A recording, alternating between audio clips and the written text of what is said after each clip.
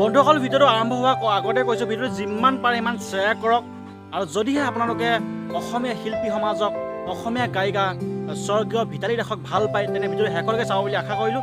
আজি ভিতালী দাসৰ কিছু নজনা কথা এই ভিডিঅ'টোৰ জৰিয়তে মই আলোচনা কৰিম, গতিকে ভিডিঅ'টো শেষলৈকে চাব। আমি ভিডিঅ'টো পলম নকৰি আৰম্ভ কৰোঁ।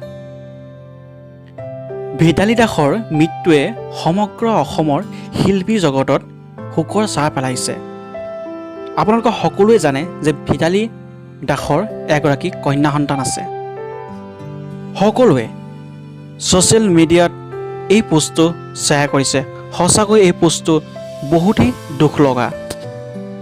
ইয়াত লিখা আছে, দুদিনীয়া জীৱনৰ দায়িত্ব সামৰিলোঁ, হাঁহি মুখে মাগিছোঁ বিদায়, ৰাইজৰ হাতত কইনাজনী গতালোঁ, মৰমে ৰাখিবি সদায়।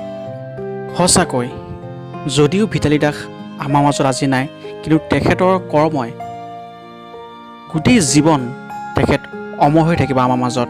শিল্পী আচলতে মৃত্যু নহয়, শিল্পী অমৰ সদায়। 2005 চনৰ পৰাই তেখেতে বিভিন্ন ধৰণৰ VCD, অঞ্জনা, জানমণি, জোনবাইকা আদি কৰি বহুকেইখন বিহুৰ যিকেইখন VCD আছিল তেখেত তাত কণ্ঠদান কৰিছিল। তাৰোপৰি জুবিন গাৰ্গৰ লগত 3000ৰ অধিক তেখেতে বিহু গান গাইছিল বুলি যোৱাকালি জুবিন গাৰ্গে অৱগত কৰিছে।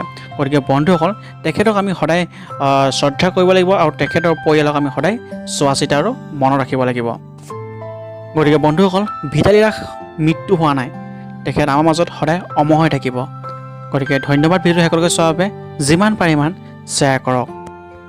তো বন্ধুসকল, ভিডিঅ'টো যিমান পাৰে সিমান শ্বেয়াৰ কৰক যাতে এই কথাখিনি সকলো অসমবাসীৰ ৰাইজে গম পায়। আৰু যিমান পাৰে সিমান শ্বেয়াৰ কৰক। নতুনকৈ যদি আহিছে চেনেলটো ছাবস্ক্ৰাইব কৰিব, লাইক কৰিব, কমেণ্ট কৰি জনাবলৈ নাপাহৰিব আপোনালোকৰ অনুভৱ।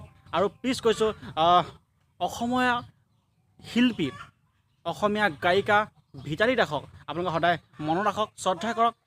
তেওঁ ভালভাৱে যিকোনো কাম কৰিবলৈ চেষ্টা কৰক। গতিকে ভিডিঅ'ৰ ধন্যবাদ জনাইছোঁ। ধন্যবাদ। জয় অসম।